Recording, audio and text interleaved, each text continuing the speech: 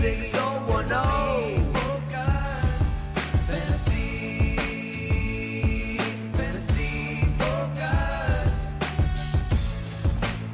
Welcome to Fantasy Focus Football presented by Wingstop. My name is Field Yates, and I'm here with my only friend who bothered to show up to work. His name is, of course, Mike Clay. He's a wonderful fellow, and that's not Daniel Dopp. That's a picture. That of is Daniel, signed Daniel Dopp.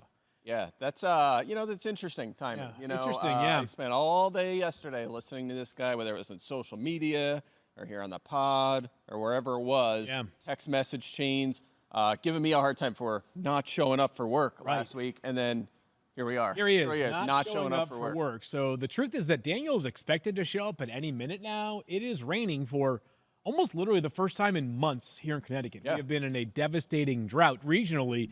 It's raining. It's changed the traffic patterns. There's been a lot more traffic today than there has been normally. So Daniel Dopp, not quite here yet. We expect him to be here soon, Mike. So we have probably a couple of minutes. We can do a couple of things. One, we can start talking about fantasy football, including a blockbuster trade, if you will, in the Fantasy Focus Show League, or we could take this time and just rag on Daniel for like 5 more minutes. Well, I would love to rag on Daniel, but I think people would like us to talk about football, so we could do that. Because we also have to get to, speaking of the rain, Thursday Night Football tonight, later on in the show, and that could be affected by this rain, so we can't miss that. So we got to get going with the show. I know what happened. Here's what happened. You ready for this? So Daniel, of course, as we know now, has I want to rag on. Well, no, this is not ragging. This is just being objective and truthful. Daniel, as we know, has like the longest hair at the entire company right now. He hasn't cut a haircut in like 4 years. That's true.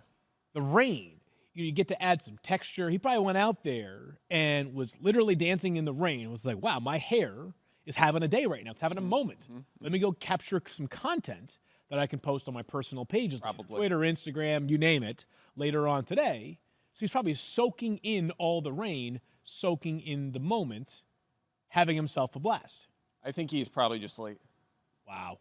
Mike selling out Daniel Dopp left and right. Here we go. Let's talk about this massive blockbuster. I see him. He's in the studio. He'll be. Oh, Daniel Dopp has arrived. Wow, Daniel Dopp is here in studio now. rushing. So as Daniel gets to his seat and gets mic'd up and all those things, I'm going to tell you guys about what happened yesterday officially in our Fantasy Focus Show League trade. And I'm going to try to give you as much context as possible because it's one of those things that if you just hear the names, I think people have a general sense of the takeaways from the trade, but we can amplify that a bit more. And then after you're done, I'll give you, I looked at the rest of the season projections for the two players. They both have the same number of games left, and I'll tell you what they said. Okay, so here's the deal. I trade Christian McCaffrey. I've heard of him. To Stephania Bell for Justin Jefferson. Heard of him too. All right, so we posted this, and I said, just in a vacuum, which side do you prefer? I posted this over on Twitter, and the results have taken some time to come together. We haven't had a full 24 hours, but I think we've had, I want to say it was like well over 10,000 votes on this poll.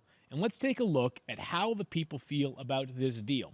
With 10,316 votes, Justin Jefferson took home 55% as the preferred side. Holy cow. Hold on, though. Christian McCaffrey took home just 27% of the votes. Wow. I also offered push because these guys are both awesome, and it's one of those that it's so close that you don't really feel strongly about one side or the other.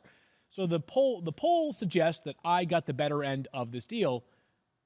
Daniel Dopp has showed up for work. Hello, buddy. Hey, buddy. How are you doing? Good. How was the traffic this morning? The traffic was not great, unfortunately. Oh, a lot of rain that I was not expecting. So that was something, and I live on the other side of Hartford, and so because of that, that sometimes adds to things. So definitely my fault, unfortunately. It ruins my joke of me being like, hey, Field, we should get a sign for the studio that says consecutive days Mike Clay has shown up to work. But then when I'm late, like it kind of ruins that part of it. What do you think I said as soon as the show started? Of course. You spent all day giving me a hard time, all last week, all yesterday, giving me a hard time for missing a couple shows while I was off. Didn't even show up on time the next day. Yeah, and then you're not here. That. So that's cool. But So I'll continue with the trade while Daniel gets please. himself fully situated almost here. done. I want to lay out all the parameters here so we can have a more thoughtful conversation beyond just Jefferson or McCaffrey.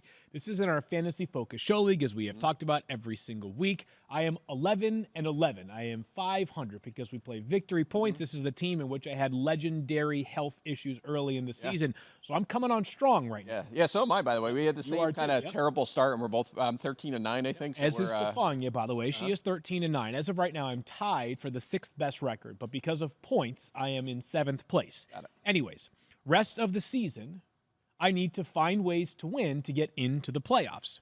On top of that, we play 3 receivers in this league, not 2. We play 3 receivers, 2 running backs, plus 1 flex player, which of course will be a running back, wide receiver, or a tight end. I think I designed that, so I always add an extra receiver. Need more in there. Okay. Need more players. There you go. My team, here are the players that I have at running back. Again, I need 2 minimum every single week. Brian Robinson Jr., Tyrone Tracy, and Rashad White. So I already had 4 that I felt pretty solid about, right?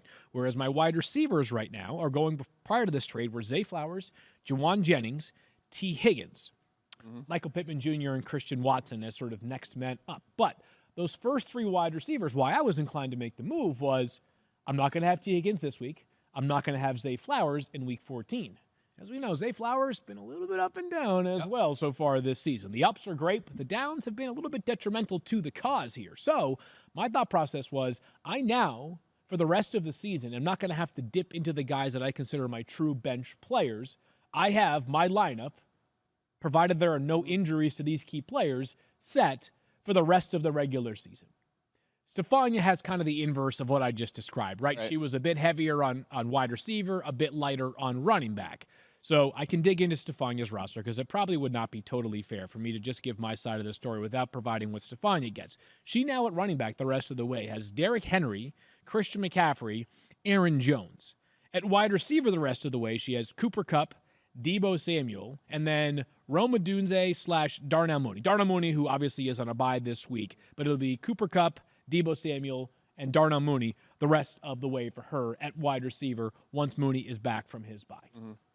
Yeah, I mean, look, they're 2 superstar players. One could easily outscore the other. I did look at the rest of the season So give me that. What do those say?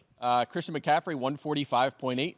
Justin Jefferson, 124.9 is what they look like right now. So now that assumes McCaffrey gets back a little to where he's been in the past. The volume suggests he will in that case. So, my thought on it is I feel like you have a lot of fringe wide receiver 3, RB2 flex options in there, like a Tracy, Rashad White, some of them wide receivers. I feel like you're basically subbing one guy out and one guy into your lineup every week. It doesn't really matter the position, right? I mean, you're going McCaffrey's out, Jefferson's in. So I feel like you're taking a slight hit to your line. Assuming this works out, you're probably going to lose a few points. Wow. Wow. Daniel, I mean, we talked about this yesterday. So early with Mike playing outfield. We talked about this yesterday. I said I would vote for McCaffrey. So I'm on the record before the trade. To be fair, I did the same thing yesterday when Field asked. Off the show, I was like, if I had a chance to get Christian McCaffrey, and you were like, I'm actually trading him away, and I was like, oh, well, if I had a chance to get Justin Jefferson, I started to play both sides of that one. Yeah. No, I felt good about this one. Truthfully, for a few reasons, I laid them out already. Is that the reality is over the final 3 weeks of the regular season, if I go 3-3, I might not make the playoffs. And if I don't have T. Higgins this week, or I play Christian Watson at wide receiver, and he is more like the version of Christian Watson that we have seen for 10 out of 11 weeks this year, I could lose. And this is victory points as well. So I need some boom weeks there. I feel really good about T. Higgins and Justin Jefferson. I'm much more optimistic, it sounds like, on Juwan Jennings than Mike is for the rest of the season. So I feel good about the roster here. I am the defending champ in this league, so I was not going to go down without, giving everything that I have. And so I figured I'm going to take a calculated bet here. Not a risk, a bet. It's a bet. And I feel pretty good about this one. You said sort of the masses. That in there, didn't you? Well, I am the defending champion of this league, so. Yeah. All right, so YouTube feels like Stephania, by the way. We have a smaller sample size of votes, so you got to wonder whether this is actually representative or not. But in the first 5 minutes of voting on this trade, YouTube has a 60-40 split in favor of Stephania. I don't know whether our producer Tyler threw in the push option as well, but 60-40. There is or there's not? There is. So there was not. Okay, so Tyler is telling me there was not a push option. So it's 60-40. There's no third option there. So congrats, Stephania. That's what I have to say. No, honestly, congrats to me. Congrats to me for making I get what you're saying, though, from this standpoint. I get if you are potentially going to be without T. Higgins and you're worried about the wide receiver spot and you've got to win multiple weeks. I get what you're saying here from that perspective. I felt like over the next 3 there's weeks. no losing if you're getting either Justin Jefferson or Christian McCaffrey. They're both superstar players. Well, I guess there's only one way to find out, right? Which, because we're this far into the season and because we're this close to the end of the regular season, what I am going to do is I'm going to every week earmark the player that I would be playing if I still had Christian McCaffrey on my roster in my flex spot, right? And so I can just say, hey, we're going to run the Sims, if you will. So if I end up, if Christian McCaffrey ends up outscoring Justin Jefferson by 32 points over the next 3 weeks, and I end up losing in certain weeks by like the margin of difference between CMC and Jefferson, then I'll be able to say like, yeah, this trade was the difference between me making or missing the playoffs, and you guys can all dunk on me. That's fair. At least I show up to work on time. And I'll tell you what, if McCaffrey just continues to play at this level and Jefferson has his, plays at the level he's been at, it might be fine. So I don't know. Again, there's some projection in us ranking McCaffrey number 1 overall because he hasn't done it yet since he's back. It's only been 2 games, but he hasn't had that elite game yet. So we're hoping he bounces back, and playing 90% of the snaps suggests he will, but we'll see. We don't know. I mean, remember, 28 years old. Old man. He's had elite man by running back usage, but not elite production in his 2 games. Right. And he hasn't been bad. He just hasn't had those big games yet. I want to the end zone yet, which he will soon enough. Yes, he will. He'll find a way to get in the end zone. Hopefully this weekend. Really quickly, speaking of the San Francisco 49ers, can I just say this? Last week we were without George Kittle, if you were wondering. Sounds like you will have George Kittle this week just for those fantasy managers. Do you have a George source? Kittle himself. Okay, got it. Yes. Can he be trusted? I don't know. Honestly, I don't know. I'd have to get a tight end speak on this one to be able to see where he lands. But I'm going to assume if he says he's good to go, he's good to go. He is good to go. And someone pointed this out to me on Twitter. George, of course, hails from the Midwest. I believe he's from Iowa. I know he went to Iowa. I think he's from either Iowa or Illinois. Born definitely in that Midwest region. Grew up, I believe, a Bears fan. Probably grew up to hate the Packers. The Packers on Sunday. Oh, yeah. I'm sure he would love to go out there and ball out against a team. Big game for them. No love lost for. I'll tell you what. I win it. He was born in Madison, Wisconsin. That kind of puts a damper into my point that I just made right there. So We'll have to do some we research live? as to his Born background. in Madison, I think he must have gone to high school somewhere else. Maybe he's one of them guys that he's like, because everyone around him loves the Packers, he decided to go the opposite direction. maybe that's like what where I I grew up in Pennsylvania, there gotta was like figure this random Cowboys fans. It's like, I just figured, how? where did you go to high I school? love the Eagles. You know what? Hey, speaking of, while you're looking this up, Field, Mike, one of your wide receivers, Devontae Smith, did not The high school in Norman, Oklahoma? Heck. See, I don't even know where that is. If you had to give me a map. Oklahoma That's is where the university is, right? okay. He attended, how about this? He actually attended 3 separate high schools. Oh, wow. He attended Iowa City West, Cedar Falls High, and Norman High School.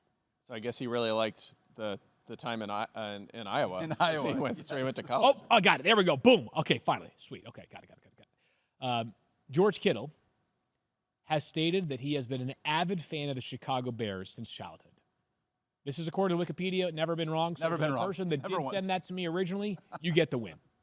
All Love right, it. well done. That was definitely worth. That was 5 minutes. So 5 minutes. was just see, this is what happens when you start the show early with Mike. He gets all high. I'm all angry. That's right.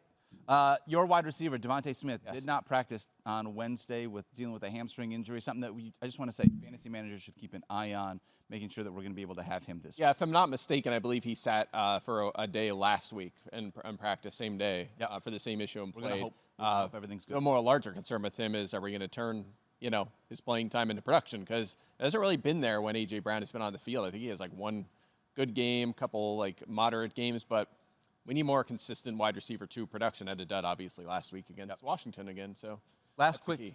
injury update that I want to give before we dive into our start or sit conversations. Andy Reid, when talking about Isiah Pacheco and whether or not he was going to play this week, said, we'll see. Yeah, worth noting, of course, that Isiah Pacheco went to high school in the Charlotte area. So Can you confirm that, please? I need Yeah, I a take full that rundown. back. I need- have yeah. no Team idea. he what liked. guys- his I other am not sports expecting teams. Isiah Pacheco this week. You don't think so? I am not expecting it. Okay. Yeah, I'll be surprised too, and hopefully not, because we want more of a clear-cut understanding of that backfield as long as possible, and we know it's going to be the Kareem Hunt show if Pacheco's out. If Pacheco plays, you might worry that he gets 10 touches, and that kind of derail it's your. going to be. I mean, you got to figure in the first couple of weeks back with Isiah Pacheco, it is going to be 2 minimum, maybe 3-person committee. And it's going to be hilarious when Carson Steele becomes a lead back once again. No doubt. Don't put that about into it, existence. Yeah. Or CEH out of nowhere will We've had settle. enough of those. Yeah. CEH has been a healthy scratch. He'll just be active for some reason. All right. You guys mind if we start the show now that I'm here? All right, let's go. Yeah. What time is it? I know. Hey, I don't need it. Don't need it, Field Yates. All right, let's dive into our Week 12 start or sit conversations. And we're going to start at the running back spot here. Tony Pollard taking on the Houston Texans this week. Houston's allowed the 7th fewest fantasy points to running back so far this year. A thing to note, Tajay Spears did not practice on Wednesday dealing with a concussion, so we're going to continue to monitor that situation as to whether or not he would have his backfield mate with him. But, Mike, it feels like he was a good source of volume earlier on this season, 5 straight games, weeks 4 through 9, that he had at least 18 touches in every single game. And in these last 2 games, he's been under 13 touches. Yeah, so it seemed like when Spears returned, they were like, all right, we need Spears back because we have to have someone to kind of bring the touches down for Pollard because they were stacking up pretty quickly.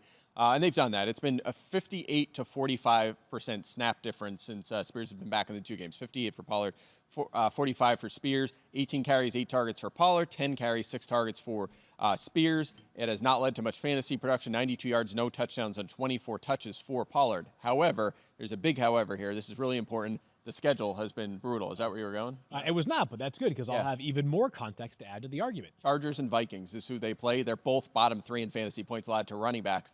The problem this week is they're playing the Texans, who will have the 5th fewest yards and fantasy points to running back, so it doesn't get any easier this week. I think I had talked about that a few weeks ago, that his schedule was going to be pretty tough for a while. For me, I view Pollard, if Spears plays, as a probably a flex option. I think he's just like running back's healthy. We've talked about this, even with teams on a bye. He's 24th on my board. If Spears is out, we move Pollard's workload back up, and he becomes pretty much a lineup block. I mean, you'd have to start him in that case. That's the important part that I wanted to make sure that we bring attention to, which is that Tajay Spears in the concussion protocol did not practice Wednesday. We will see whether he gives it a go on Sunday, which I know said that already, Mike, but I was not listening because I was trying to figure out. I'm sorry. I was not listening because I was looking at the traffic report because I'm trying to make it back home in time for a commitment around 11:37 today. He's trying to already leave. It takes me 30 minutes. That's what it is. You can go. I mean, we just come and go as we please, so you might as well just head out. I'm out. Wow. I'm out. Later. Appreciate you guys. I have him, for what it's worth, I have him as running back 24 as well, so I am starting him and not sitting him as a flex play field. I'm assuming you're in the same boat as Mike and I. I am as well. Yes, indeed. All right, let's dive into Austin Ekeler. It's fascinating to me. This one? It is, yep. I mean, honestly, Austin Ekeler, so listen, 2 weeks ago, last 2 weeks, he crushed it with not having Brian Robinson there. Then last week, Brian Robinson was a part of this situation, and he still crushed it, in part because he just had such a huge workload in the passing game. Yeah. Over 17 fantasy points in all 3 of those games. And I don't know if this is a hot take or not, but Dallas sucks. They do suck, yes. That's not a hot take. That's like that would be called objective. That's a fact, is what it is. Yes. Yeah. Here's what I think is interesting. So weeks 1 through 8 with Brian Robinson, Austin Ekeler had 1 finish inside the top 25. You mentioned the 2 games without Brian Robinson. You expect him to go off, right, or at least be very useful. He's the starting running back in a good offense. Last week, I was thinking to myself, like, okay, so they throw the ball 1 million times to Austin Ekeler. It was literally 9. He caught 8 of them. And I was trying to figure out, like, what's the reason behind that? And the best theory that I can come up with, other than just like, hey, he's a good player, they wanted to get him involved more, is I wonder if Washington went into that matchup last Thursday night and said, we've got a quarterback who's in pain right now, who's struggling to drive the football down the field against what has become the best secondary in the NFL. Why bother? Like, why test these guys when we have one legitimate wide receiver in Terry McLaurin who's going to be blanketed by Quinyon Mitchell?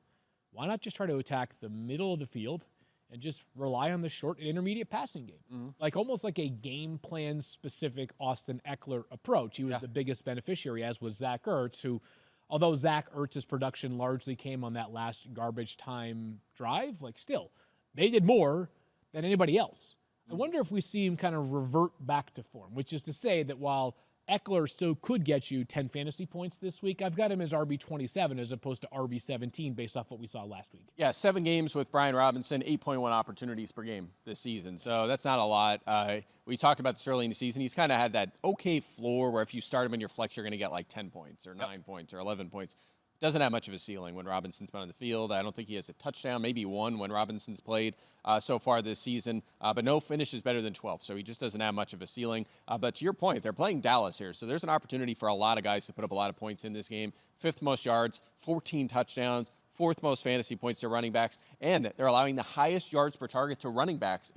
So in the passing game, they've struggled there as well. that's an opportunity for Ekeler to make some plays. So maybe the efficiency is good for him, and it's enough to put him in the flex on the flex rate. But I'm at 29th, right? So it's nothing too wild. Two more things for me to add on this specifically. So Ekeler in games played with Brian Robinson this season has just 1 touchdown, and the Cowboys have allowed the 5th most yards per target. Well, the highest yards, but you got all that wrong. I don't know why. I was like, I felt like it was finally like starting to make sense what was going on there. At least the first time he got the information correct. The information was this right. time it was just wrong. You guys hear stats. Tajay Spears in the concussion protocol? I did hear that. What's the weather?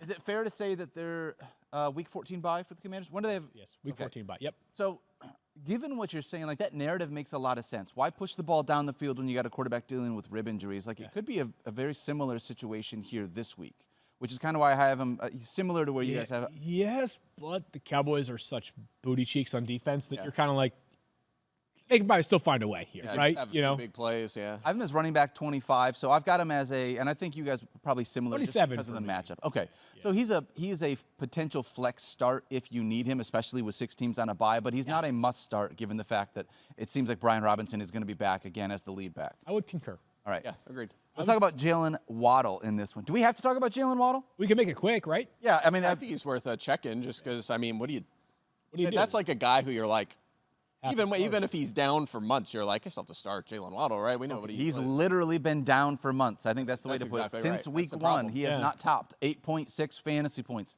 Do you expect that to change here this week against The most hilarious thing about Jalen Waddle is that he does have a receiving touchdown this season, just one. But it was in the game in which he had -4 correct, receiving. That's So the week in which he scored a touchdown, get this, his points in PPR scoring, 7.6. You know how hard that is to do?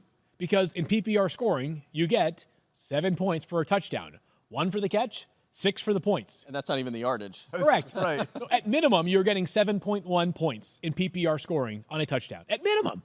And he managed to get 7.4 points. Oh my That's unbelievably difficult to do. Story of a So season, eh? shout out to Jalen Waddle for that. But on top of like the lack of touchdowns, it's not even like the volume is great. He's not like he's 4.7 per game. Yeah, over 6 targets in one game this season. I can tell you things like I think it's a good matchup on paper. Tua's been playing well since returning from injury, all those things. But it hasn't mattered. No. So, yeah, he is wide receiver 37 for me. If you're looking for a saving grace, I'm playing against him in the War Room League. It has not been we're in the mix, but it's not because of our luck this year. So he might go off because that would be very par for the course. Wide receiver 37 for you. Does that mean he's a starter or a sit? That would be a sit All things for me. In considered. 10-team leagues for sure. I prefer to sit him. Yeah, I prefer to sit him. two Patriots are top 10 in yards and fantasy points to receivers. And when these teams did play earlier this season, there was no Tua in that game, but Christian Gonzalez did shadow Tyreek Hill in that game. So that should open the door here for Waddle, maybe to get some better opportunities. But I'm with you. I mean, when you're getting 4 or 5 targets a game, and this, I mean, by the way, love Mike McDaniel, but get these guys going. I mean, how does Jalen Waddle I feel like Jonnu this should Smith. be a larger story. Like, why are you not featuring this guy? And why was Tyreek Hill underwhelming? They're not doing a good job getting that ball in the hands. I think the reason why it's not a bigger story is probably like we tend to look towards the extremes more, right? So like teams at the very top, Detroit, Kansas City, et cetera. Teams at the very bottom, like the Cowboys and other wretched in the middle. teams. So they're kind of in the middle. Also, a lot of time missed for Tua, obviously, is going to excuse some of the offensive woes. And then on top of that, since Tua returned, like they've been fine, and they've won a decent number of games. That's probably why, but you're right, Mike. I mean, this guy signed a $28 million per year contract this offseason, and the Dolphins have turned him into, like, I don't know. Like, I was trying to think of a wide receiver comp. I don't even know. Kobe Myers? Yeah. Like not a Myers gets double. not the as much targets per volume. I'm just saying, like, in terms of production, though, right? Like, in terms of, like, pure yardage, he might be trending towards, like... I feel like what you're describing is a guy that gets a bunch of money and then like disappears from the offense. Feels like Ain't his fault, though, man. it's not. But it just feels like a glorified Hunter Renfrow right now at this point. Or like, Man, yeah, but man, it's just crazy because we've talked about this in the vein of Detroit, is that Detroit has a much stronger case. Just keep doing what they're doing. So maybe this is like a little bit of, I might be putting too much into a one-game sample size, but for a team that despite scoring a ton of points, I know it's going to sound insane to say this about the Lions because they were scoring like 40-plus points in games in which they were saying, like, we weren't playing that well offensively. Like that Titans game when they scored 52, wasn't it like 2 defensive touchdowns, 3 long kick returns, and then a bunch of – that was the game in which Jared Goff had 3 touchdown passes and like 75. Yeah. Super short fields to work They were with. saying like, we weren't playing as great offensively. It felt like last week, again, against a bad Jaguars team, it was like, damn, like when you just pepper Amon-Ra, like good things happen. You pepper Tyreek and Jalen Waddle, I'll take my chances there. I'm with you on that one. Yeah. We should make that one happen. Let's talk about Quentin Johnston. Hey, let's do it. I mean, this dude has been an interesting one. Yeah, I agree with you. This has been really interesting. Last week was his first week with more than 6 targets, Mike Clay, but he's got 3 straight games with a touchdown. And we were not having super high expectations on him this season coming into the year, given what he did last year as a rookie. However, he does have 6 touchdowns, and it's a really great matchup. So what are your projections telling us about Q? Yeah, I'm at wide receiver 24. A big part of it is the matchup against Baltimore, which is going to boost you. Playing that defense right now might boost you 10, 15 spots in the rankings. Most yards, touchdowns, fantasy points to receivers, 20-plus points allowed, and 8 receivers already this season. So it's been a struggle. But, yeah, he is – I mean, again, it's basically touchdown or bust for him, right? He's a touchdown in 3 straight games now. Only a 19% target share. That's not a guy you generally feel great about as a wide receiver, too. Maybe a flex option. Over 6 targets once this season. And, look, last week he had a career-high 8 targets in that game. He caught 2 for 48 yards and a touchdown. So still want better efficiency. He's also been this won't surprise anyone, low volume, a lot of touchdowns. Very lucky. 3rd luckiest receiver. 6 touchdowns, 2.3 expected. He only has 5 end zone targets this season. So when those touchdown zone hit, when he starts to regress a little bit there, it's going to show up in the fantasy point total. So I'm still nervous about him. He's just one of them guys. He's one of them. If you put him in your lineup, you're just praying for a touchdown. Who's been the luckiest receiver this year? Do you know offhand? Luckiest receiver. Probably Amon-Ra catching passes. Nick Westbrook-Akina, probably. No, it's not. It's one. Really? You know what? This is an interesting one because sometimes it's like a guy that's a legit good player sometimes will kind of hover a little above their expected total, but sometimes it's like way beyond. So I think it's actually Jamar Chase this year because he's had so many really long touchdowns, and often people are like, well, of course he is because he's so good, but usually those things will kind of come back to even. You know, they'll kind of regress. You've seen that with like Mike Evans. So Jamar Chase, I believe, is clearly number 1. I wasn't being funny when I said Nick Westbrook-Akina. He just keeps scoring touchdowns, and he gets like 2 targets a game. Yeah, but he only has, 3 maybe? I really feel he's got like 6 touchdowns. Mike missed an opportunity to say Alan Lazard on that one for what it's worth. Ooh, that would have been a good call. The Jets have been missing him, man. They seriously have this offense. You guys because they were losing with him and losing without him. Stop it. That offense was humming with Alan Lazard. I'm checking the Nick Westbrook-Akina stuff. He has 5 I touchdowns don't this see season, a total of 15 catches. So 1/3 of his catches have gone for touchdowns. Oh, by the way, all of those touchdowns have taken place in the last 6 games. He had 0 catches in his first 4 games. He was not playing, Hardly playing, with DeAndre Hopkins obviously. Who needs still Hopkins? There. Not Nick Westbrook-Akina. Nope. For what it's worth, I've got Quentin Johnston as wide receiver 25, so he is a flex consideration. You can start him this week, in part, though, because of the matchup, not because of the volume. Yeah, the Ravens just can't stop anyone. Can we play a game? I really want to do this, and I want this to go for as long as it takes. So there's a great Cisco Brewery on Nantucket, and a lot of various restaurants on Nantucket play this game where you pay $5 to roll, and you get 6 die, and you roll them, and if you can get all 6 onto the same number within 3 rolls, then you win whatever amount of money is already in the pot. So let's just say you start in your first roll, you get 2 4s, a 3, a 2, a 6, and a 1. You take the 2 4s, you push them off to the side, you try to get the remaining 4 to all land on 4. Right. So anyways, it doesn't happen often that you get 3 rolls, you get all 6 die on the same number. So, but when you do, you collect that prize. So someone walks away with oftentimes like a few $100. I think we need to do this, but like it lasts until someone hits it. I think we need to do something here where we need to find a player whose roster, we start just taking random shots at this, like a player rostered in like 10% of leagues or less. And we just randomly call them out and just say, like, I think Cole Fotheringham will score a touchdown this weekend. I like and it. Once we hit, I like it. Whichever one of us hits first wins something. I don't know what that something is, but it was making me think about Nick Westbrook-Akina. Like, if you called your shot on Westbrook-Akina 5 weeks ago to score a touchdown, you were looking money. I like this idea. All right, so it's like our version of long shots, kind of? But it's longer than long shots because you got to score a touchdown. Got to score a touchdown. Yeah, exactly, yeah. But it's kind of that concept, though. Yes. Like, yeah. So we got to think. All right. However, for me, long shots of late, not long shots. They are money in the Yeah, you guys are crushing it. Short shots. Hot. Yeah, hot shots. They are hot shots right now. Yeah, who was last week? Last week I had Elijah Moore scored a touchdown. Oh, yeah, nice. Yeah. We're going to talk about them later when we do their preview for tonight. So just think about a player you want. Deal. And we'll just start doing this at random. Deal. And then I don't know we're going to win. We'll each start putting $1 into the pot. And then it'll be like 20-31. We still haven't guessed the correct answer. And then one of us will walk away with like 112. Don't worry, the one show that Liz Loza shows up, she's going to get it right.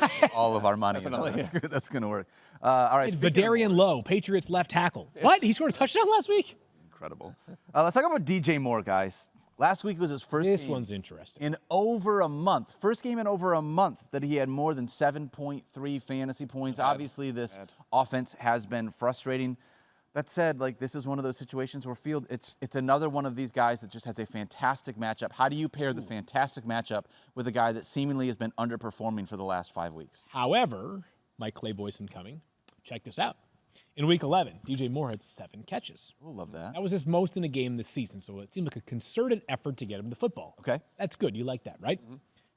His average depth of target for the full season is 8.36 yards. What do we always say? The further down the field the throw, the less likely it is to be caught, right? Harder to be accurate, harder to catch the football. More likely to get yardage, but less likely to be caught, yes. His average depth of target in Week 11, after an 8.36 for the season, was 0.86 yards. I like that. Wow. 0.86. For the entire season, DJ Moore has 231 yards after the catch. The entire season. 56 of those yards came in Week 11. Wow. So what has new offensive coordinator Thomas Brown seemingly prioritized? Let's get the football in our best playmaker, at least for now, his hands. I like that. So this all bodes well for a DJ Moore bounce back. And I will say this. If someone will say, well, like, isn't a defense going to catch on to that at some point soon? Maybe they will. But I'm just telling you, defenses do not fret nearly as much over a player. Like, yeah, if DJ Moore catches a bunch of wide receiver screens, we tackle well, set the edge, we'll be okay. What they fear more is, holy crap, like all of a sudden they're throwing the football 30 yards down the field again to Tyreek Hill. We better not let one of those get behind us, because there's nothing more deflating in football than a sudden change touchdown. So I thought that usage was very notable for DJ Moore and bodes extremely well if they keep it up the rest of the season. Yeah, it's interesting. That's the kind of stuff you thought they might design for, like, Keenan Allen in the short area and then have Moore and Odunze downfield. Maybe this frees up Odunze for more downfield to work, too. Take it. He's been He led the ascending. team in targets last week. Yeah, he's ascending, and maybe that gets him some hits for longer plays. But I like that for Moore. I think it hurts his ceiling, for sure. I mean, you're probably not going to have that, like, game last year where he had, 3 touchdowns? 49.6 fantasy Yeah, points probably not on getting Thursday Night that. Football. Yeah. But you might get, if you might have those Keenan Allen days, like when he was with the Chargers, where you have 8 catches. So, the concern obviously is it's been inconsistent. The off-target rate has been massive this season. Fifth highest receiver. But that point total last week, 13.7, not great. It's fine. That's his third best of the season. So what happened last week needs to continue for him to give us a high floor in fantasy, because he was bordering on benchable. So just to get us a floor would be huge for him. I think like perspective's important at this time of the year, and if you're looking for DJ Moore to be the player that you maybe drafted in like the back end of the 3rd round, you're not going to get that most likely. But if you're thinking to yourself, can I remove DJ Moore from my bench and put him back into my flex? I think after last week, there's much more optimism that you can for the rest of the season. By the way, you said it. Vikings top 3 in targets, catches, receiving yards, and fantasy points to receivers. A lot of 16-plus point games, 10 of them they've allowed already this season. So it should be a more higher volume game for the Bears receivers, which helps. Yeah, speaking of Vikings and wide receivers, Justin Jefferson will probably score 30 points. That's exactly, now that you traded him away, that's how that's going to work. No, I traded for him. No, that's right. I keep getting this cannot get wrong. this. I can't get the You're trade just right, like, guys. there's no way someone would trade away McCaffrey. Why would you do There's that? no way. Who would he get? 1-for-1 with the best player in fantasy? Who would do that? I'll say this really quickly on DJ Moore, just as a reminder. With the 6 teams on bye, we've got 8 wide receivers that are top 35 in fantasy points per game. So even if you haven't been feeling great about DJ Moore lately, in part because of the matchup and everything you just said, Field, he is a start for us, at least as a flex play here in Week 12. Let's wrap this up with a couple of tight ends real quick. Do it. Mike Clay, I'm just going to give you the microphone. Mark Andrews. Yeah, just say your thing. Just do the same thing. thing you've been just saying do all it. year. Yeah. Yeah, it's the same thing. It's exactly what we were worried about last week. He goes from, he had the big game, 88% of the snaps, 6 catches, 68 yards, a touchdown in Week 10. That's great, except for Isaiah Likely was out, and he came back this week. And what did he do? He played 59% of the snaps and had 22 yards and 3 targets. He played 56% of the snaps, or he's played 56% of the snaps with Likely this season. So we hoped, like, okay, he had a big game, he played a ton of snaps, so maybe he's back. He's not back. You went right back to the exact same role. 5 or fewer targets in every game with Likely this season. Single-digit fantasy points in every game in which he has not scored a touchdown, so you're just not getting anything from him unless he scores. And the Chargers, by the way, have allowed 0 touchdowns to tight ends so far this season. Wow. Facing this week, so 0 receiving touchdowns. I think, 0 overall touchdowns. So tough matchup as well. I mean, where do we have him ranked? I have him 15th.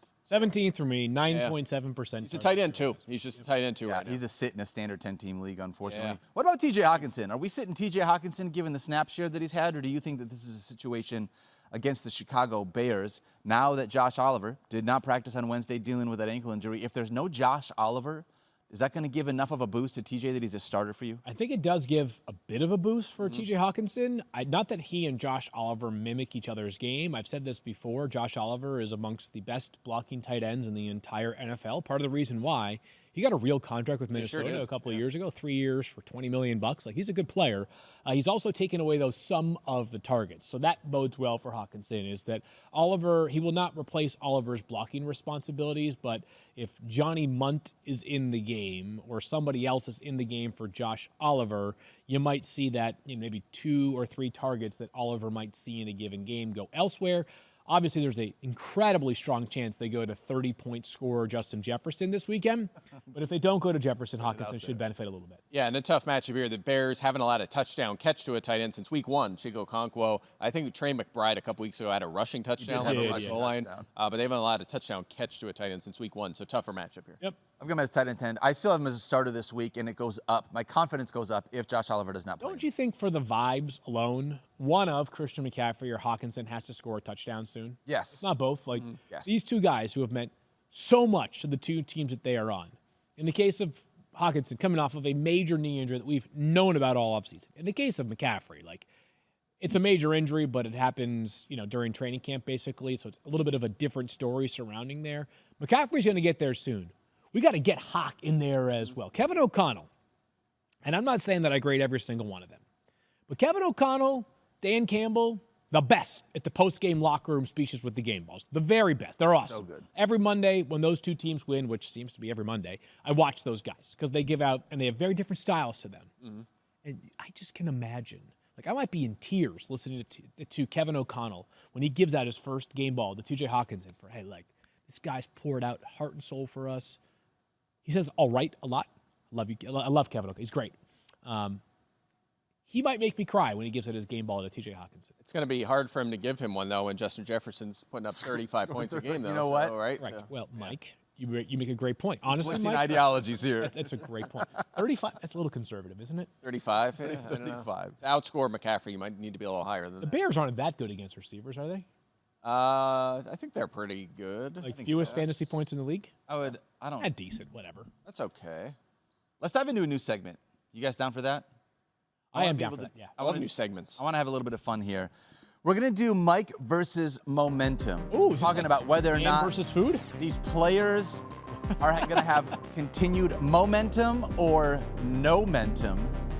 Not just this love- week, but moving forward. That intro was cool. terrific. Tyler's from dope. producer. Our producer Tyler He's is so a genius, fantastic. yes. Let's start with Jordan Addison. Last 3 weeks, 16.1 fantasy points, 4.9 fantasy points in week 10, and then back to 15.1 fantasy points in week 11. We just mentioned it, taking on Chicago. Is he a momentum or no momentum candidate against the Bears? Yeah, you just said, did we get a decision on if fewest fantasy points allowed to receivers this season is good or bad for I have confirmed two things. Tajay Spears is in the concussion protocol, and the Bears against wide receivers, that's not good. That's not Okay, good. So I'm going to say no momentum on this one for sure with Jordan Addison. 3 for 61 and a touchdown last week. Had 8 targets, so an inefficient day. 15 or more fantasy points in 3 games this season. That covered all 4 of his touchdowns. Under 10 fantasy points in the other 5 games. His 18% target share is the same as he had last season, so that's not great. 2 games over 5 targets, and he caught 3 of 8 targets in both of those games. So even when they've ramped up his targets a little bit, it hasn't worked out too well. 3 catches in both of those games, so 6 out of 16, not good. Mentioned the tough matchup. I think it's a little fluky. I think he's going to continue to be a low volume, we'll say, boom bust sort of receiver. You put him in, you're just hoping for a big player, a touchdown. Yeah, Daniel has said it several times already, but with 6 teams on a bye, his ranking might seem higher than our analysis suggests he should be. His season high, though, for yards in a game this season is 61. 69. nice, 72. I was closer than you. You were. You win. Yeah.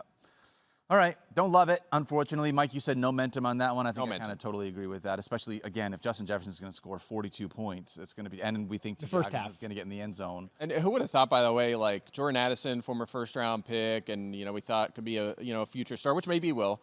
Scored a ton of touchdowns last year. Quentin Johnson, who we all thought, oh man, he looks like a bust last year. We're ranking him 12 spots ahead of him, Addison this week. Yeah, it's wild. That's crazy. All right, let's talk about DeAndre Swift. 5 straight games with at least 14 fantasy points from weeks 4 through 9. Faltered in week 10 against the Patriots, a dud with only 7.5 fantasy points. But then he bounced back last week, 16.4 for what he did last week. Did not practice due to a groin injury on Wednesday, so we got to keep an eye on that. Hopefully that's something that doesn't come to If he's spoken this comes morning. to a head. Yeah, I would love to know more on DeAndre Swift. But is he a momentum or no momentum candidate against the Vikings? Yeah, first of all, do you know if he's in the injury report field or anything? Do you have any info on that? Did, in fact, yes. Yeah, okay. He's got a groin injury. He missed- Groin Okay, injury. got it. I thought so. Got it. So Okay, first yeah. of all, step one here is if Roshan Johnson's on waivers, scoop him up, throw him on your bench, because if Swift is inactive this Great week, call, Mike. Johnson will be a guy you're going to throw right into your lineup, and that's despite the case that this is a tough matchup against Minnesota. Second fewest yards and fantasy points, only 5 touchdowns to running backs this season. 3 running backs this whole year so far. Running in week 12, 3 running backs have hit 12 points against him. So this is a tough matchup. Wow. And with Roshan so involved, it's hard for me to say momentum on this one. I do him as 19 because he's still getting a pretty good share of the volume, and there's 6 teams on a bye. I don't feel great about it, though. I feel like with what he's done this season, he should be ranked 9th or something, but he's trending the wrong way. So I'll lean toward no momentum, but you're still probably starting him. 15 or more touches in every game since week 1. 14-plus fantasy points in 6 of his last 7. 65-plus yards in 7 straight. So, I don't know. I'm talking myself back to the momentum side. It is a tough one. It's a tough one because the matchup's so hard, and we're seeing more Roshan, but also he's still delivering at least solid numbers. So I changed my mind. I'm saying momentum. He's still. I love it. You're not taking him out of your lineup. I think he feels fine to me. Yeah. That's exactly what I'm saying. He He's feels fine. fine. There are a few of those. Actually, the player that we're going to talk about after this might fit into the same category to me. I could not find what I was looking for in terms of an update from Matt Eberflus this morning. Nothing yet. I don't even know if Eberflus is talking today. I don't know why. I just instinctually thought that he would be. But yes, if DeAndre Swift practices today, then obviously you feel like the chances of him playing on Sunday are pretty strong. But I think I agree with everything that Mike said. I would assume that we would find it today at some point. Matt Eberflus would be behind the lectern, giving some sort of a. A lot of coaches speak on, because I think head coaches are required to speak 4 times during the week. And oftentimes head coaches will go Monday, day after game, Tuesday, that's preparation day, Wednesday, Friday, give Thursday off. Okay. All right, so we just want to find out if he practiced or Today's not, which Thursday. we'll get some info on later. Kind of the way that you described this, Mike, kind of just feels like momentum. It doesn't really feel like momentum. It doesn't feel like no momentum. It's like where he's right in the middle of it. It's just a momentum situation. Not above average, not below average. Yeah, He's not underrated or over. He's just properly rated. He's just properly rated. Yeah, the old SVP and Rosillo. Is that what that was the thing that they did back in the day? I love that. All right, let's talk Ramondre Stevenson. At least 20 carries in 3 of his last 4 games, Mike Clay, over that span. 2 games over 22 fantasy points, 2 games under 13 fantasy points, including a single-digit outing. Miami has been pretty mid against running back so far this year. So is this a chance for Ramondre Stevenson to hop back on the momentum train? Yes. Again, momentum has no meaning, but I'm gonna go with momentum. It's either like positive or negative, I guess. So I'll go with momentum for Ramondre Stevenson. You mentioned Miami middle of the pack against running backs, but they have allowed the 4th most touchdowns to that position, and that's an area where Ramondre has been delivering so far this season. 7 touchdowns in 10 games. He's also getting a ton of work in that backfield. They're out on Antonio Gibson. He's basically their 3 right now. JaMychal Hasty has kind of replaced him as the 2, kind of sharing that job. Doesn't really matter. But 70% or more of the snaps in 3 straight games here for Ramondre. 15 or more touches. Actually, it's 4 straight games for those 2 categories. Exactly 20 carries in 3 of his last 4 games. So right on the nose. And by the way, these teams played in week 5. He had 19.2 fantasy points in that game. So we've already seen him deliver against this defense. I feel pretty good about Ramondre. I'd say I'm more in the category of fine because it's been so uninspiring. He has averaged more than 4 yards per carry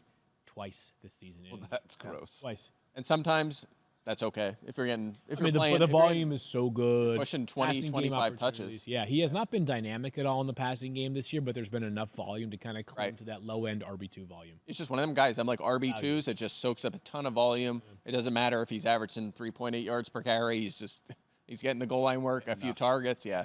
Yeah. Good player. You know? All right. We got one more here. Wait, so that was a momentum candidate, correct? Of course, yeah. Okay. All right. More for momentum. More momentum for you. All right. I say momentum. Let's talk about Devon Achane here as well. I mean, with games in which he has Tua This one's under easy. center, he has been absolutely unbelievable. I think it's only one game with Tua in which he did not hit 20 fantasy points. But you know what they say, my friends? Momentum, mo problems.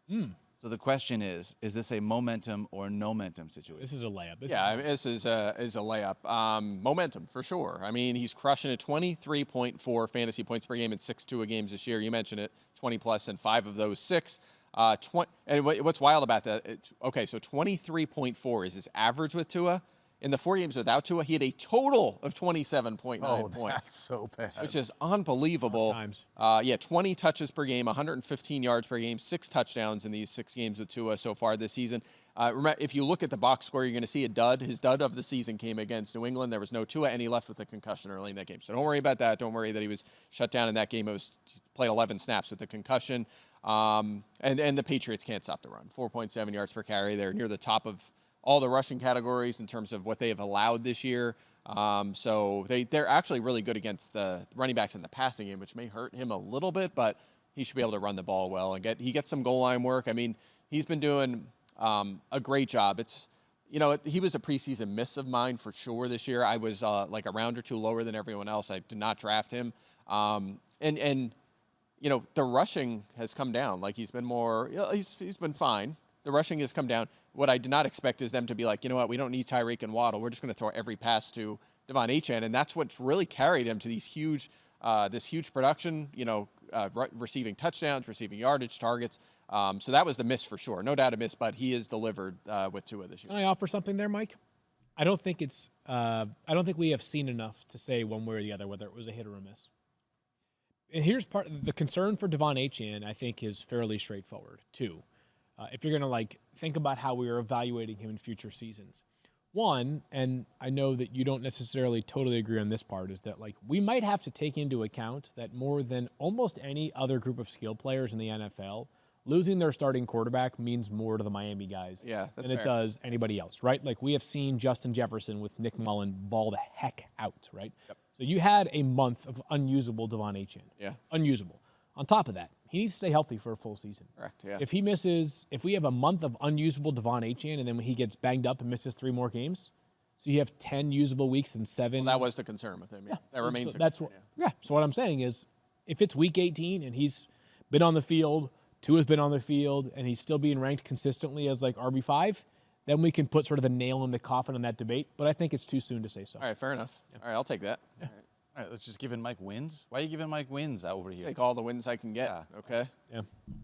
All right. I don't know. I just when him and I play in the show league next week and Jefferson has 57 fantasy That's okay. points. That's what it is. I love this number just keeps lost. going up. Oh, yeah. It's so good. All right, that was momentum or no momentum. To be honest, I kind of just want to see that graphic that led into the segment one more time because it was so cool for what it's worth. Cool. But it was a fun segment. We'll bring that back, making sure that Mike has to talk about momentum. Look at this thing.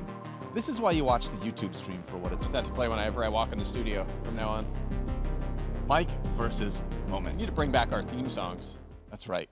I think the podcast still has them. Yeah, every the once in a audio while version. Oh, do they? Okay. Yeah, Jack. Good to hear that Mike still listens. Jackson and to the Jello, podcast. make sure that they're on there. All right, let's dive into the Fantasy Focus mailbag if you guys don't mind. Are we going to do a game preview or no? We will. We'll do one in just a moment. Okay, got it. We got a couple of questions here that we're going to dive into first. First one's going to come from Chase. We grabbed this one. Here's the deal. I'm going to give up, potentially, James Conner and Malik Neighbors and receive Bijan Robinson. James Conner has never played a full season, and Neighbors has Tommy Cutlets at quarterback. Should I consider this? No. Too much. I think you could do better. I think you could get Bijan plus something else if you're going to do this. or you could find an inferior asset to James Conner or Malik Neighbors and then do it. Yeah, because it's not wild to think that Bijan could finish RB8 the rest of the season and Conner RB11. You know what I mean? And so, and then give up Neighbors to get that? No way, no way. I mean, even if Bijan is RB2 and Conner's 13th, still not worth Malik Neighbors. So you're right. You got to do better than that. Agreed with that. All right, let's dive into Michael's question. He says, I'm 7-4 in my league. This is me. I've got Josh Allen and Baker Mayfield as my quarterbacks. Should I move Mayfield for a better running back or wide receiver? My running backs are Swift, Kyron Williams, and Chuba Hubbard. My receivers are Amon-Ra, Debo, and DeMarcus Robinson. Oh, my God, yes. Not only is this a yes, but I do want to say this.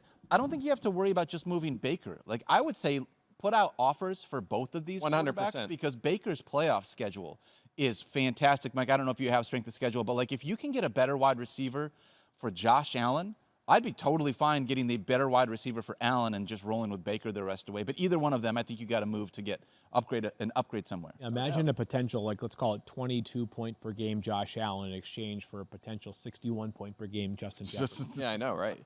Yeah, I agree with you. I would float offers at varying levels. If you're going to get less for Mayfield, but maybe, I mean, I hope he's not starting DeMarcus Robinson. But yeah, right? that can't be right, you know. So if that's the case, you have to do that. Don't make This might be a two-receiver league, and he's just playing Amon-Ra and Debo, maybe. So Robinson's barely rosterable. And I would agree. So yes, I would be looking to make an upgrade with. I agree with both of your strategy and your process. And for what it's worth, I just did this in the Focus League. I auto drafted the first few rounds. I had Burrow and Jalen Hurts. What? Am I talking about my own trades? No, I didn't like this trade. Yeah, I traded Burrow and Xavier Worthy, who actually now suddenly was featured last week, of course, the week after I traded him, for George Pickens. And to Eric Moody, our friend. So I've been carrying Burrow and Hurts, 2 top 5 quarterbacks all season, and finally someone took a deal. You got to ask Moody on that one on Fantasy Football Now, because Moody already has Baker Mayfield. Yeah. This might be Moody asking us if he should trade Baker or Joe Burrow, but he's just trying to find a different way to be able to get into it. Maybe. Yes, yeah. Same kind of thing. Well, I made like 100 offers, so I'm glad one got taken. Anyway, but yes, anyway, I just executed the same thing, so I would definitely recommend you exploring a trade here. All right, let's talk. Question here from Logan. I have Kyron Williams and Tyrone Tracy, and I need to improve my wide receiver depth. If you were going to trade one of these players away for a wide receiver, who would it be, and who are you potentially targeting? Ooh, that's a good one there. Would you trade Kyron Williams for either of his Rams teammates?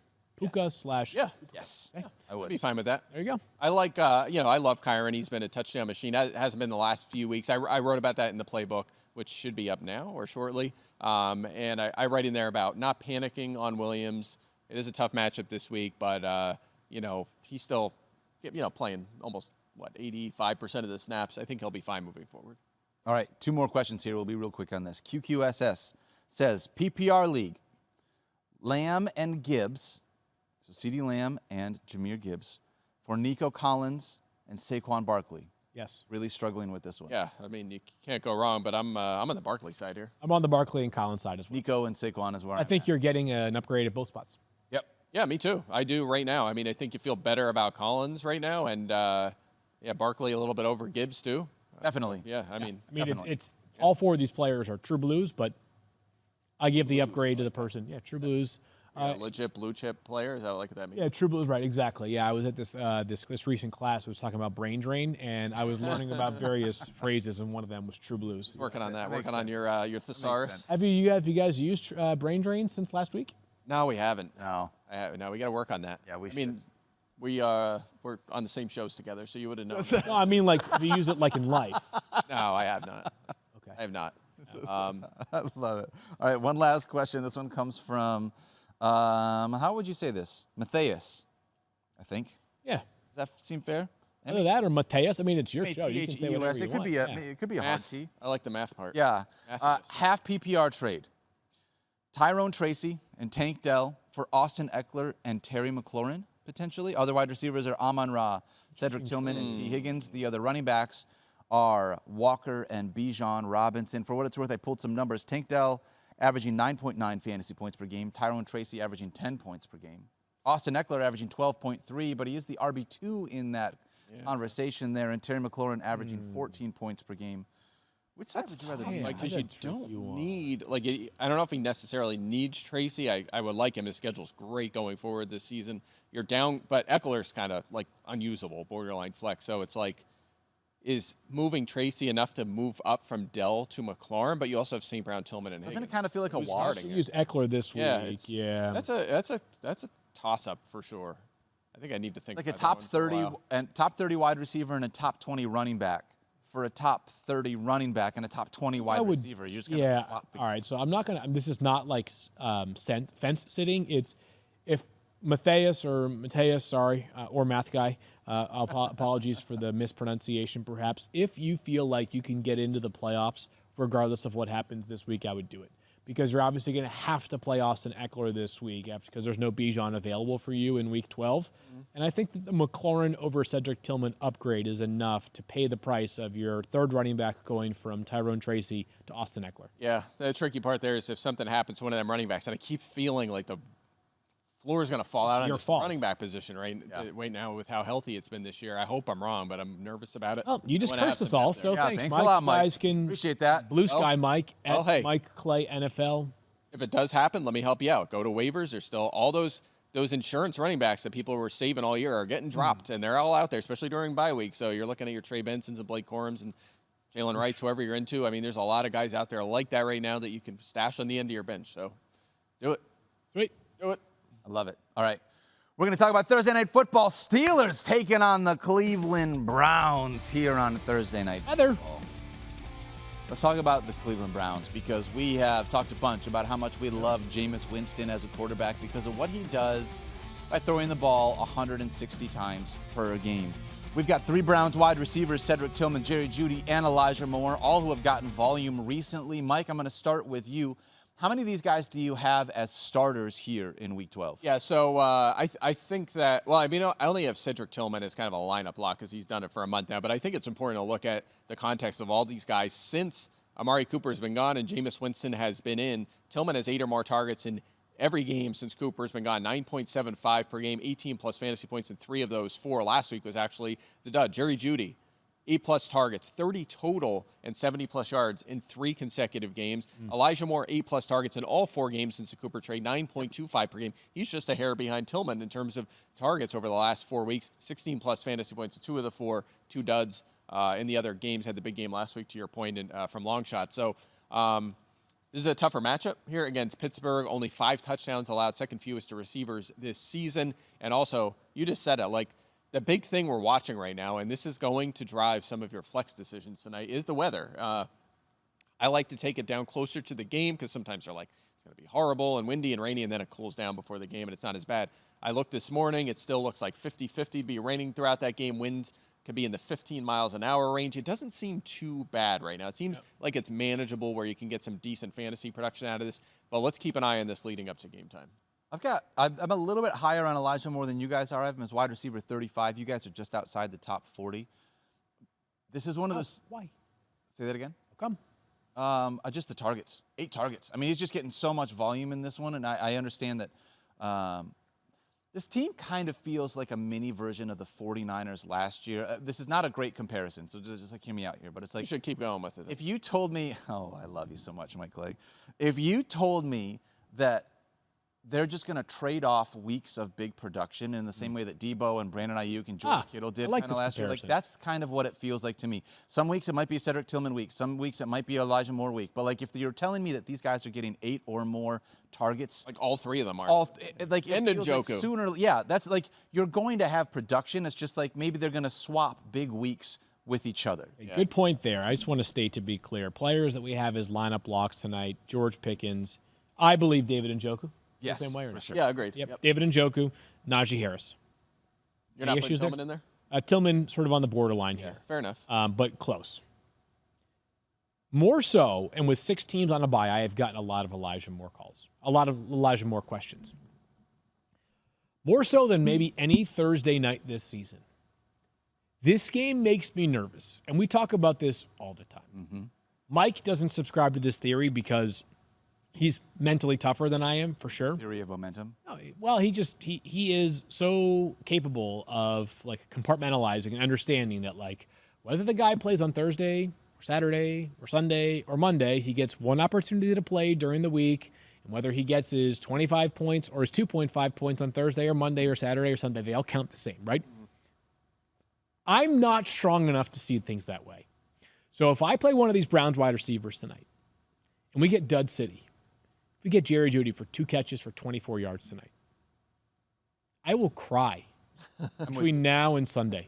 You know what? You saying this, Field, makes me feel like we should just implement a rule into the game that all Thursday points are worth 1.25. They're actual points, because Thursday games are just always more of a dud than they are. That let me beat Liz last week, because I played McLaurin on Thursday night and he got 2 points. And you know what? There you go. Well, I don't cry because that was the right decision. Okay. Yeah. So it's the right decision. I get it, Mike. But when there are multiple options, like I live with if Justin Jefferson only gets 47 on Thursday Night Football, I live with it. Okay. More seriously, McLaurin, you're going to play him, obviously. But like tonight, you probably have somebody else you're considering besides Jerry Jeudy or Elijah Moore or Cedric Tillman. Bad weather, bad matchup, inconsistent quarterback. All of those things make you scared. Mm-hmm. If you in turn get a bad game from one of those guys, tears for 3 straight days. Tears. Yeah, I guess so. Tears or beers. So this is the again. See, you don't see it this way because you are tougher than I am mentally. Not for that reason. It's just not for that reason. I think there's reasons why you would bench Elijah Moore, but if he is your best flex option and you're looking at... Would you rather play Elijah Moore or Jalen Waddle? I have Waddle ahead of him, ranked any. I have Waddle ranked ahead anyway, so I'm going Waddle. Okay. I would rather play Jalen Waddle too, in part because he plays on Sunday at 1 p.m. Give me Elijah Moore in this one. Can we do a board bet then? Sure, go for it. Why not? It doesn't feel good. I mean, if you guys don't, do you want a different wide receiver? I don't care. No, give me Waddle. Name it. I don't care. All right. Would I you like board bets. Would you rather play Michael Pittman Jr. or Elijah Moore? Well, funny you ask, because it's not exactly Elijah Moore, but I have a Jerry Jeudy versus Michael Pittman Jr. decision tonight. Ooh, okay. And I think Jerry Jeudy and Elijah Moore are very close to each other in this conversation. I think you have to take that down to the wire with the weather. Yeah. Sure. Well, this is the league. This is the Fantasy Football Now League, where I've got a bit of a buffer, but I've got all my players on bye this week. I've got Josh Allen and the 2 Bengals wide receivers and somebody else. So, I've got 4 top-level players. Maybe it's 3, whatever. 3 top-level players who are out. So I don't know what to do.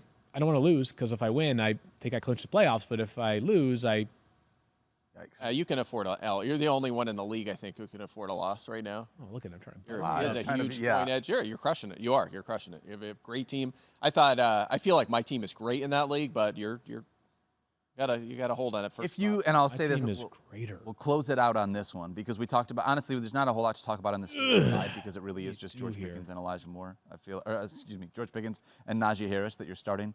There's no one else that you're really. Yeah, you can talk about Russell Wilson if you want. No, I mean, I don't know what to do. It's hard to, again, with the weather, I don't know that you're streaming him in this game, from that side. I think the only other topic here is Nick Chubb. And that was the question. If we're going to have weather, if you think that this is going to be one of those games, and stop me if you heard this before, but what if the Steelers turn this into a grinded out, game control, ball control time, kind of a conversation?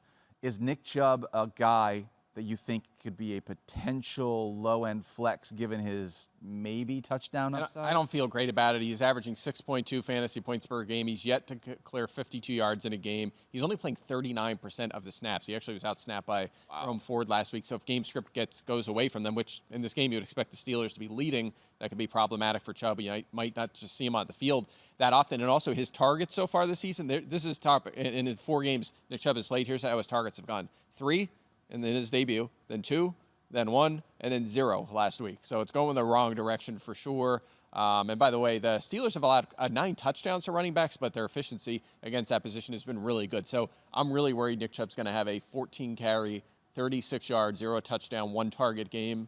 That's definitely, you just kind of hope he finds his way into the end zone. That's the key. Amazing story. I have 0 Nick Chubb this season. It's allowed me to see things a lot more clearly on who the player is. He is struggling right now. He is not the same player he was pre-injury. He may get there one day, but way too many red flag indicators on top of the fact that it's a Thursday night football game. I am avoiding if I can. Yeah, I have him on the FF Now League. It's a 10-teamer. He's on my bench. He's probably there's always that guy. It's like the next guy gone. If I need to add someone, he's probably the next guy gone, if not like a Tank Bigsby, someone like that. So it's not feeling good. For what it's worth, Nick Chubb is the exact kind of guy that if there is still a Trey Benson or a Jalen Wright or a Ray Davis that is out there on waivers, like I would drop Nick Chubb specifically to go out and grab those guys that I think have more upside rest of the You know what it feels like? Nick Chubb is very much in, and I use this example because I dropped this player in that same league earlier this season for the same reason. Rico Dowdle, like it kind of feels the same right now. I hate to say that, and I hope that Chubb comes back next year and has a great bounce back year, but it's not happening right now. It doesn't feel great.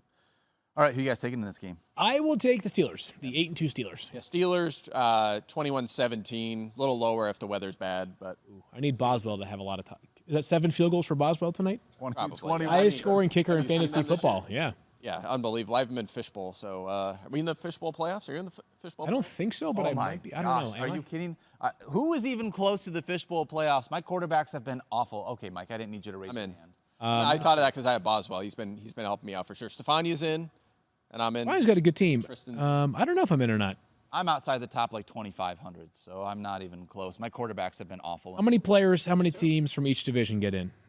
there's a point threshold for the wild card if you get in. Playoffs start this week. So, but the playoffs, is it like the certain? So it's not at all tied to your division. I'm not sure. I don't know if it's like division winners and then. I'm in total. 4th place in my division. I got to figure this out. All right, we'll have to look into it. I'm gonna guess no, but I don't know. I think, shout out Scott Fish. Fishbowl is always a blast. We've like everyone here is in it. So we'll see. Playoffs start this week. It's a lot of fun. I did a real poor job trying to figure out how to get kick returner points in this one. Yeah, which you didn't. That didn't turn out to be as big of a deal as we thought. The kick return role is progress, but not good enough. So they need to adjust that next year to get more value out of that. There's still too many touchbacks. It's just kind of wasteful. It's kind of silly. So we got to fix that. If you're going to have the kickoff, don't waste our time. Let's have some returns. So they're close. Right. They're close. But we got to fix it a little more. So that didn't turn out to be a big deal. Kickers turned out to be a bigger deal. I just want to make a T-shirt that says "Don't waste our time" and then as quote Mike Clay. I'll take that. Yes. Yeah, good call. I'm an efficient guy. That's my best quality. So Field, are there any updates on Tajay Spears as to whether or not he practiced yesterday? I got nothing for you there. Okay, all right. Do we have a parlay for tonight or no? We do not have a parlay for tonight. No, we've been crushing it so much. We're going to take a week off from the parlay conversation. Okay. we had one, but because of the weather, I think they're changing up the props. So we're gonna hold off on that. So Okay. We're all taking the Steelers tonight. Thanks for doing this show with me. Apologize for showing up late. That same way that Pittsburgh's dealing with. You're big time now. What I was doing. No, stop, please. Bye. Today's show is presented by Wingstop. Don't forget to love each other. Be kind to yourself. Get your pigskin pick'ems. Oh crap! I got to do that. And enjoy Thursday Night Football. We'll see you guys tomorrow.